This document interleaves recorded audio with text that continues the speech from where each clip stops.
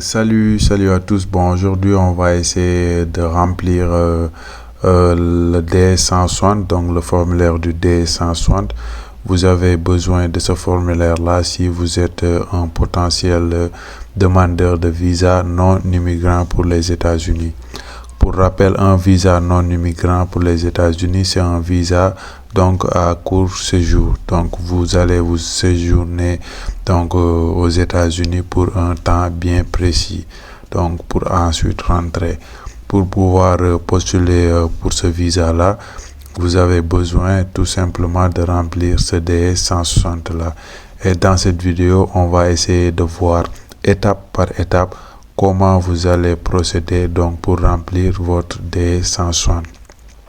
Ok, donc pour rappel, le DS 160, il faudra aller sur ce site-là. Vous pouvez tout simplement aller sur Google et puis taper DS 160 Visa USA et il va vous amener sur ce site-là qui est en haut, Consulaire Electronic Application Center. Donc vous allez, le site c'est ceac.state.gov.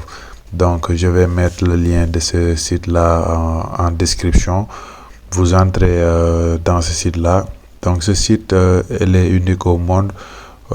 C'est ce même site-là que vous avez besoin pour postuler dans n'importe quel pays dans le monde. Donc voilà, c'est dans ce site-là. Vous allez tout simplement, après avoir entré dans ce site-là, sélectionner donc votre pays d'application. Donc ça va se présenter de la sorte. Ensuite, vous allez cliquer sur choisir votre pays. Donc moi, pour cette vidéo-là, je vais choisir le Sénégal par exemple. Donc toutes les informations que je vais mettre sont tout simplement des fausses informations, mais c'est juste donc pour mieux vous montrer pour la vidéo. Voilà pourquoi. Ensuite, vous écrivez ce code qui est ici, c'est en majuscule. U 9 J A et 2 E. Je pense que c'est ça. Ensuite, donc si vous voulez démarrer une nouvelle candidature, c'est-à-dire postuler pour la première fois un DS160, vous appuyez sur le bouton qui est en haut, démarrer une candidature. Ou bien si ce n'est pas traduit chez vous, ça va écrire start an application. Pour continuer donc une application que vous avez déjà démarré, donc parce qu'il est possible de commencer votre application, donc de sortir pour ensuite venir continuer votre application. Donc c'est pratique, notamment pour les prises de rendez-vous, parce que vous avez besoin du numéro de DS160 pour pouvoir avoir votre rendez-vous. Donc si vous avez déjà rempli votre DS160 avant de prendre votre rendez-vous, ce sera une catastrophe. Donc si la date de votre rendez-vous ne coïncide pas donc avec celui que vous avez mis sur votre DS160, donc il est impératif de commencer l'application pour pouvoir obtenir votre numéro de DS160 et l'utiliser pour votre prise de rendez-vous. Et après avoir reçu la date de votre rendez-vous, vous pouvez revenir sur la candidature puis continuer. Mais lorsque vous avez tout rempli jusqu'à signer donc l'application, il n'est plus possible donc de revenir pour rectifier des choses. Donc avant de signer l'application, avant de faire quoi que ce soit, avant de le signer, donc rassurez-vous d'abord de mettre toutes les informations qu'il faut. Donc excusez-moi, rassurez-vous tout d'abord de mettre les informations qu'il faut d'abord avant de le valider. Donc voilà, ce sont les deux boutons qui sont ici. Donc puisque nous, c'est la première fois que nous commençons notre candidature, donc je vais appuyer sur démarrer une candidature. Ok, ça va charger. Puis il va nous amener sur une page donc pour nous expliquer en gros les règles d'application et tout ça. Donc tout ce que je viens de vous dire là sont mentionnés par ici, comme vous le voyez, mais bon, comme on n'a pas trop de temps, on va juste cocher ici, je suis d'accord. Si c'était en anglais, on aurait mis là-bas I agree. Ok, so on va mettre les informations qui sont ici. Donc ces informations là sont extrêmement importantes parce qu'elles vont vous permettre donc de retourner dans ce site là pour continuer l'application que vous avez déjà commencé. Vous voyez un peu, donc souvenez-vous de ces informations là. Donc ici on nous demande donc plusieurs choses. Par exemple ici on nous dit quel est le prénom de la mère de votre mère. Si on appuie, on a plusieurs questions qu'on nous pose ici. Donc, quel est le prénom du père de votre père? Donc, le nom de jeune fille de votre grand-mère, ainsi de suite, ainsi de suite. Donc, ça ce sont des questions d'identification qui vont vous permettre de retrouver votre application. Donc, lorsque vous voulez revenir là-dessus pour continuer votre application. Donc, moi, je vais laisser comme ça sur quel est le prénom de la mère de votre mère. Donc, je vais juste mettre par ici, par exemple, Anne. Exemple, je vais mettre Anne et puis continuer. Ces informations-là, comme je l'ai dit tantôt, sont très utiles. Parce que pour continuer votre application, ils vont vous demander ces informations-là. Puis si vous ne vous en souvenez pas, ça va être un peu catastrophique. Donc dès qu'on ouvre la page donc de remplissage du DS160, comme vous le voyez ici en haut, on nous écrit notre numéro de DS160 qui est ici en rouge. Donc c'est ce numéro-là que vous avez besoin donc pour avoir votre rendez-vous. Donc, lorsque vous ouvrez votre page de DS160, comme ça, vous pouvez voir en haut par ici, donc votre numéro de DS160. Vous prenez un bout de papier ou bien vous faites une capture d'écran et puis vous pouvez utiliser ce numéro-là pour pouvoir prendre des rendez-vous. Ensuite, revenir continuer votre remplissage de DS160. Mais avant de quitter ici, il faudra remplir les informations personnelles.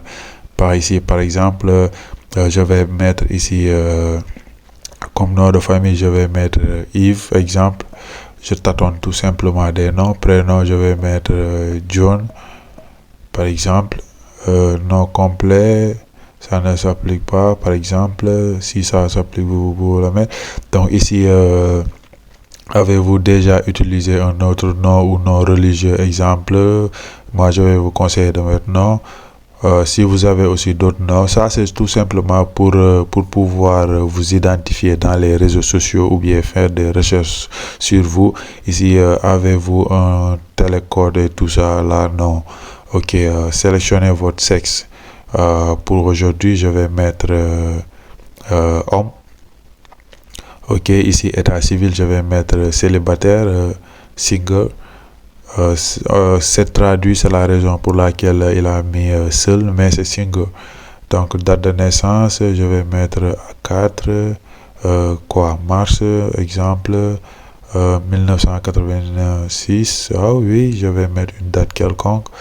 Donc, ici, la ville, je vais mettre Dakar. Alright, so, ok. Le pays, donc Sénégal.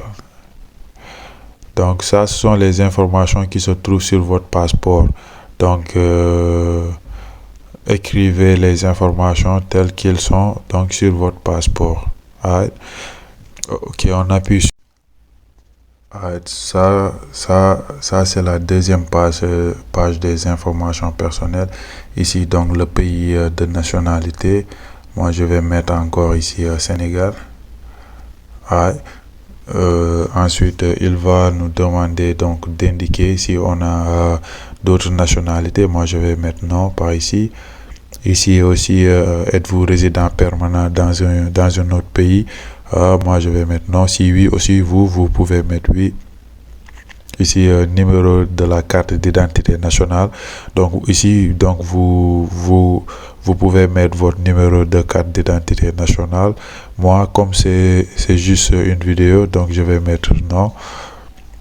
Ok, ici numéro de sécurité américain, non, ça ne s'applique pas pour la plupart d'entre vous. Donc vous cochez, donc ne s'applique pas, et puis continuez vers voyage.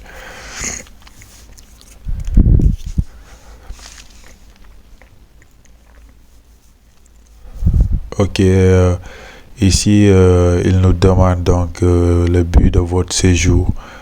Ok, ici je vais mettre par exemple pour cette vidéo là, je pense que je vais mettre quoi, étudiant, hein, ou bien visiteur, je sais pas. Donc je vais mettre étudiant pour cette vidéo là.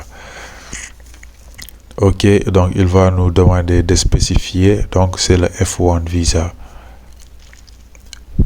Ok, donc avez-vous fait donc des projets de voyage spécifiques? Donc ici, moi je vais vous conseiller de mettre oui dans cette cage là, parce que sur votre formulaire de D160 on a mis là-bas donc la date de commencement de votre programme et la date de fin de votre programme, alors que d'après la loi américaine vous avez 30 jours pour rentrer dans le sol américain avant votre programme et 30 jours aussi pour rester dans le sol après votre programme. Donc ici vous choisissez des dates quelconques et puis vous les mettez ici en fonction donc des dates de votre I-20. Moi je vais mettre bon des dates quelconques par ici. Donc ici donc c'est le vol d'arrivée, donc ça c'est si connu, donc vous pouvez le mettre comme le laisser comme ça. Ici la ville d'arrivée, je vais mettre New York City, New York. Ok, donc je vais laisser comme ça New York, et puis la date de fin de notre programme aussi, je vais mettre quoi, 2024, hein, par exemple 2024. Excusez-moi, je suis un peu enrhumé aujourd'hui. Je vais mettre la même ville, hein, New York. Ok. Donc, ça, ce sont les villes que nous souhaitons visiter. Vous mettez tout simplement une ville, New York. Donc, ici, c'est l'adresse. Donc, donc, je vais mettre cette adresse-là, New York. New York, code postal, si connu, État, New York. Ok. Donc ici, personne entière payant votre voyage. Donc ici, ça c'est votre sponsor. Si vous êtes un étudiant, votre sponsor, vous pouvez mettre soi-même. Donc pour le but de cette vidéo, donc pour ne pas mettre plusieurs informations, je vais juste mettre soi-même, puis on appuie sur continuer. Ok, donc sur cette page, donc on a donc les informations donc du voyage. Donc qui d'autre voyage avec vous? Donc si vous voyagez avec votre femme, vous mettez oui, sinon vous mettez un non. Donc si votre femme veut voyager, elle doit appliquer pour le visa F2. Donc c'est le F1 et le F2. Donc si votre femme aussi doit voyager, elle doit appliquer pour le visa F2. Ok, ici on a donc les informations donc sur les voyages précédents aux États-Unis. Avez-vous déjà allé aux États-Unis? Êtes-vous déjà allé aux États-Unis? Si oui, vous mettez oui, sinon vous mettez non. Donc ici, avez-vous jamais reçu un visa américain? Non. Si oui aussi, vous mettez oui. Et avez-vous déjà été l'objet d'un refus de visa? Si oui, vous mettez oui, sinon vous mettez non. Ici, quelqu'un a-t-il déjà déposé donc une demande d'immigration donc à votre nom pour les États-Unis? Si oui, vous mettez oui, sinon aussi vous mettez non. Ensuite, vous allez continuer. Ok, donc ici on a donc les adresses, les numéros de téléphone et tout ce qui va avec. Donc ça, ce sont vos informations personnelles. Donc moi, je vais remplir ça vite fait pour ne pas que cette vidéo soit un peu longue aussi. Bon, ensuite, la page suivante, donc, ce sont les informations de votre passeport. Comme vous pouvez le voir par ici, donc, dans quel pays vous avez eu le passeport, donc, la date de délivrance, la date d'expiration et tout ça. Donc, moi, je vais remplir ça vite fait, puis on va continuer. Donc, juste pour rappel, ici, on nous demande donc si vous avez un passeport régulier, officiel, diplomatique ou bien les autres. Donc, le passeport, donc, car le citoyen lambda, ce sont les passeports réguliers. Vous le comprenez comme ça, ce sont les passeports réguliers. Donc, on écrit en anglais regular. Donc, ce sont les passeports réguliers, donc tenez en compte. Donc ici, on nous demande donc les coordonnées du point de contact. Donc si vous regardez bien sur votre iTunes, donc avant d'arriver sur les informations de votre programme, juste la deuxième case, donc on a mis là-bas donc votre point de contact. On a mis là-bas un nom américain, c'est soit le directeur de l'école ou bien je sais pas, la superviseuse, tout ça. Donc, on a mis là-bas un nom américain, c'est ça, donc votre point de contact. Vous mettez ce prénom-là, et puis son adresse ou bien l'adresse de l'école, tout simplement, et puis leur contact. Si vous avez donc une invitation pour les visas visiteurs ou autres, donc votre point de contact, c'est soit votre hôtel ou bien soit la personne qui vous a envoyé une invitation. Donc moi je vais remplir ça vite fait et puis on va continuer. Donc ensuite la prochaine étape, donc ce sont les informations sur votre famille, donc le nom de votre père, de votre mère et tout ça. Donc s'ils sont déjà allés aux États-Unis et tout ça, vous mettez les informations. Mais par contre par ici, donc ce que je vais vous conseiller, c'est que si votre père ou votre mère était aux États-Unis en situation irrégulière, donc qu'ils n'avaient pas ces papiers-là, qu'ils ont resté là-bas donc sans papier et tout ça. Donc moi je vais vous conseiller de ne pas mettre ces informations-là. Vous allez tout simplement dire que vos parents ne sont jamais allés aux États-Unis par exemple.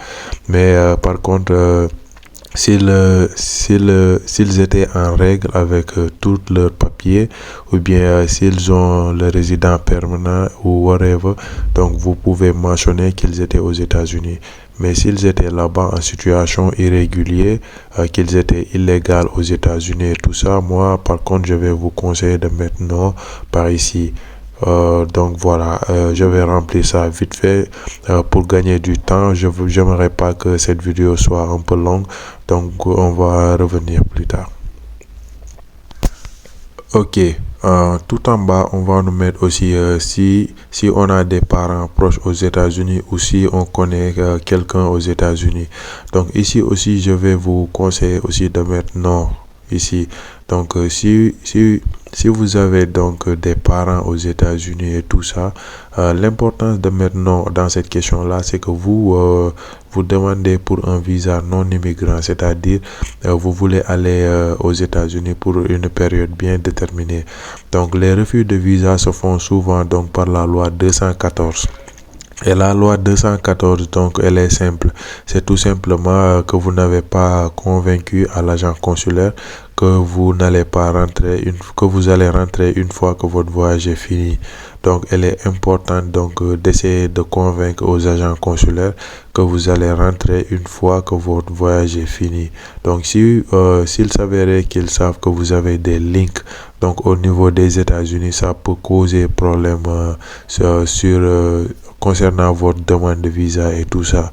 Donc, à moins que la personne vous a envoyé une invitation, donc se trouve aux États-Unis et tout ça, là, vous serez obligé de mettre oui à cette question-là. Mais par contre, vous allez appuyer sur votre dossier pour essayer de convaincre aux agents que vous avez votre business, que vous avez votre travail dans votre pays d'origine et que vous allez rentrer une fois que votre voyage est fini. Donc là, vous n'avez pas le choix si vous avez reçu une invitation.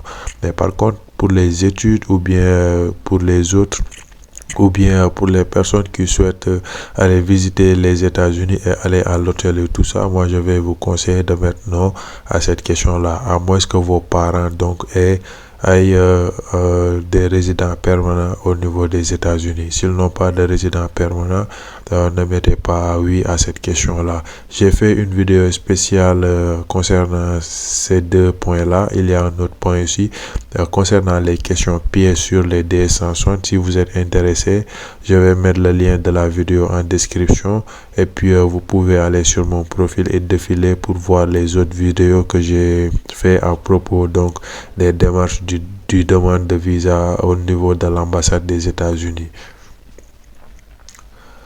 Bon, ensuite, la page suivante, donc, ce sont les informations de l'éducation. Donc, comme moi, j'avais mis là-bas que c'était le visa des études et tout ça, donc, ils m'ont mis les informations sur les études. Donc, ils m'ont mis par ici profession principale. Donc, qu'est-ce que je fais actuellement? Donc, vous choisissez votre profession, qu'est-ce que vous faites dans la vie et tout ça. Donc voilà. Donc moi pour gagner du temps, je vais juste mettre sans emploi par ici. Ok, ils m'ont donné une petite case donc pour expliquer sans emploi. Bon, je vais mettre quoi? Hey, homeless. Ne mettez jamais ça, jamais, jamais, jamais, jamais, jamais, jamais ça. Ne mettez jamais ça. C'est juste une plaisanterie. Donc ne mettez jamais ça. Homeless, c'est sans-abri. Ne mettez jamais ça. Hein? C'est juste un exemple, c'est juste une petite blague que je vous fais. Donc l'histoire de se détendre et tout ça. Bon, ensuite on va nous retrouver dans la prochaine page. Ici, ce sont les informations donc de mon travail. Donc, avez-vous déjà eu un emploi? Donc, moi, je vais mettre non, l'histoire de gagner du temps. Si oui, vous mettez oui. Avez-vous fréquenté donc un établissement d'enseignement supérieur et tout ça? Donc, la plupart des étudiants, ce sont oui.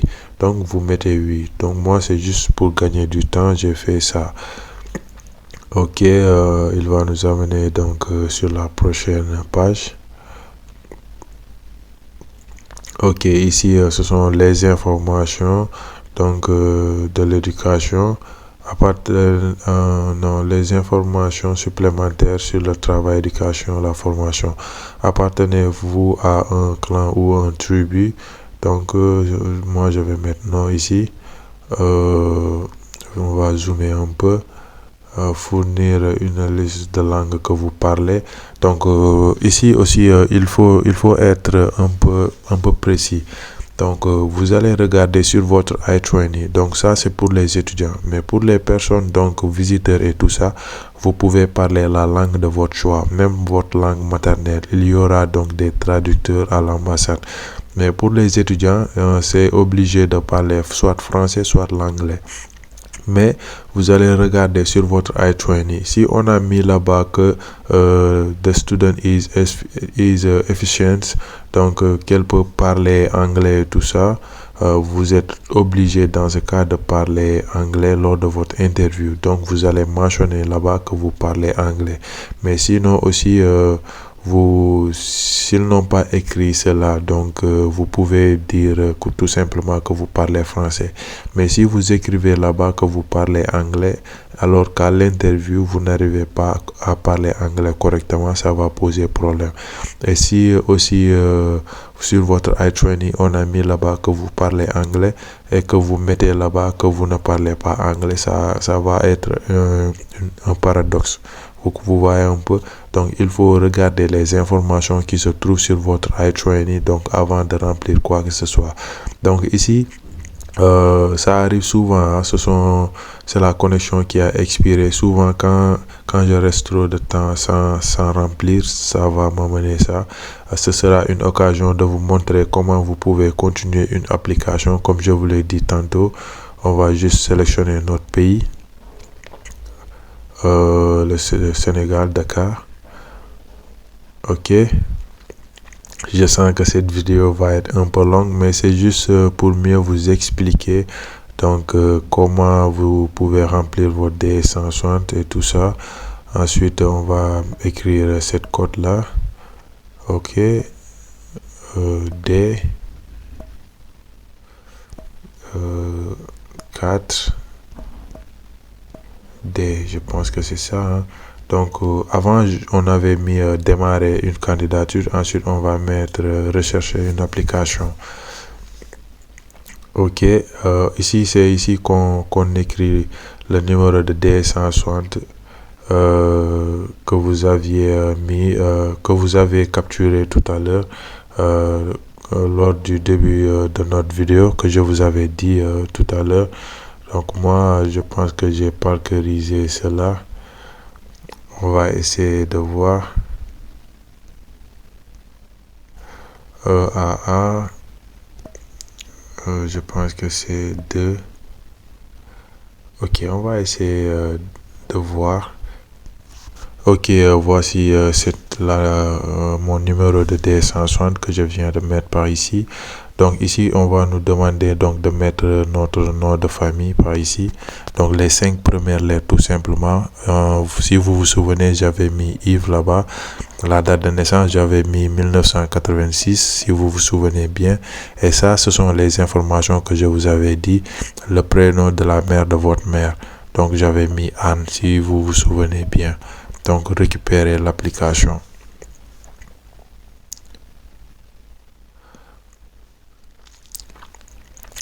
Ok, donc c'est comme ça qu'on récupère notre application. Ça va nous amener à l'endroit où on s'est arrêté donc lors de notre remplissage pour pouvoir continuer. C'est très pratique donc pour utiliser cette méthode là pour votre prise de rendez-vous et puis revenir continuer votre remplissage. Ok, ici la langue. Donc moi je vais mettre français. Si aussi vous parlez anglais, vous pouvez aussi mettre une autre langue par ici. Et puis vous mettez anglais. Anglais comme ça. Ok, donc avez-vous voyagé dans les pays, des pays religions au cours de région. Donc si vous avez déjà voyagé donc au cours de ces 5 dernières années, pour gagner du temps, moi je vais maintenant. Avez-vous appartenu ou contribué à des travaux pour des organisations, portefeuille social, tout ça? Non. Ok. Avez-vous des compétences en formation spéciale? Donc on commence, donc on arrive dans les questions de sécurité. Donc ces questions de sécurité là sont extrêmement sensibles. Il faut mettre non à tous ces trucs là. Donc vous mettez non. Ou bien si aussi vous avez déjà servi à l'armée et tout ça, vous pouvez mettre oui. Mais sinon, je vous conseille de mettre non à tout ça. Avez-vous jamais servi à l'armée? Si oui, vous mettez oui. Sinon aussi, vous mettez non. Donc à partir de là, avez-vous déjà été impliqué donc dans des unités et tout ça? Donc toutes ces questions-là, vous mettez non. Donc ça, ce sont les questions de sécurité. Ne réfléchissez même pas.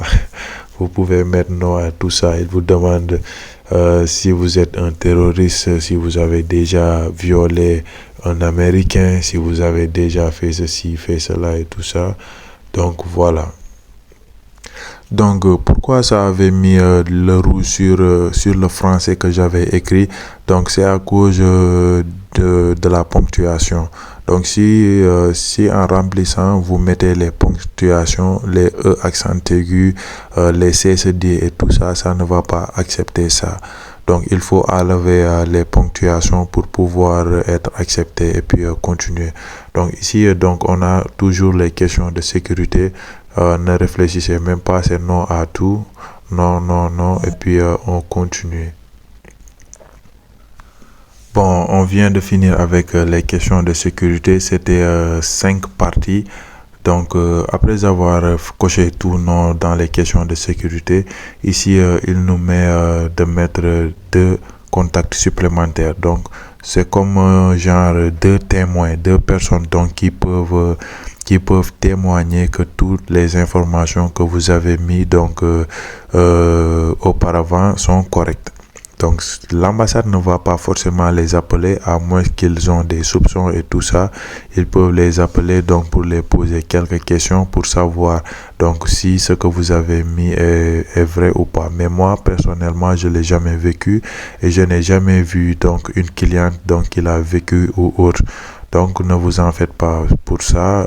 C'est rarement ils vont appeler ces genres de personnes-là. Donc vous mettez tout simplement deux personnes que vous connaissez donc en guise de témoin et tout ça. Donc c'est le but de cette page-là.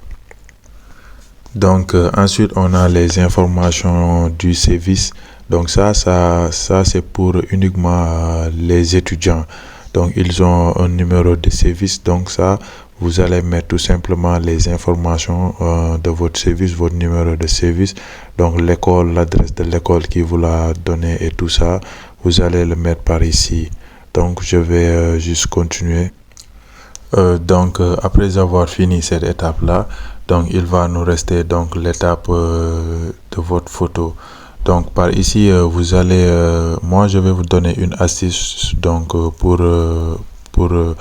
la photo par ici. Donc vous allez tout simplement sur Play Store ou bien Apple Store, ça dépend de votre smartphone ou bien votre ordinateur, whatever. Donc vous allez sur Apple Store ou Play Store, vous allez écrire sur la barre de recherche donc photo DV Lottery Green Card, ou bien vous mettez photo Visa USA tout simplement. Il va vous apporter donc des applications qui vont découper donc les photos en format 5 sur 5 cm sur 5 cm. Vous comprenez un peu. Ensuite vous allez prendre donc un bon smartphone et puis vous allez vous habiller correctement, faire votre coiffure et tout ça. Donc vous vous asseyez donc sur un fond en blanc. Vous prenez donc un bon smartphone donc pour prendre une belle photo et tout ça. Donc ensuite vous allez apporter cette photo là donc sur cette application là. Cette application là va le découper en format 5 sur 5 donc au niveau de votre tête en format 5 sur 5. Ensuite vous allez prendre donc cette photo là pour l'insérer ici donc dans ce site là. Donc ensuite vous allez continuer. Comme je peux pas mettre de photos et tout ça, c'est la raison pour laquelle je vais m'arrêter par ici. Ensuite vous allez continuer. Il va vous apporter donc toutes les informations que vous aviez écrites jusqu'à là. Donc vous allez vérifier si toutes les informations et tout ça sont bonnes, si vous n'avez pas fait d'erreur et tout ça avant de valider votre candidature. Donc votre DS160. Mais avant de valider ça, moi je vais vous conseiller d'attendre donc jusqu'à l'approche de votre rendez-vous pour pouvoir valider ça, pour ne pas vous tromper. Donc si vous avez des choses à changer, vous pourrez rentrer donc dans le site pour changer ça. Alors que si vous le validez très tôt, vous n'aurez pas cette opportunité là de venir changer les choses et tout ça. Donc la vidéo d'aujourd'hui est un peu longue, mais ça en vaut la peine. Je vous ai expliqué donc étape par étape comment vous pouvez remplir correctement votre DS160. Donc si vous avez des questions sur ça, n'hésitez pas à me contacter par WhatsApp et tout ça. Je me ferai un immense plaisir de vous aider. Donc c'était tout pour cette vidéo. Donc j'espère qu'elle vous a plu. Aimez la vidéo, partagez-la à des personnes qui en ont besoin et surtout pensez à vous abonner et à activer la cloche de notification. Quant à moi, je vous dis à bientôt pour la prochaine vidéo. Allez, ciao.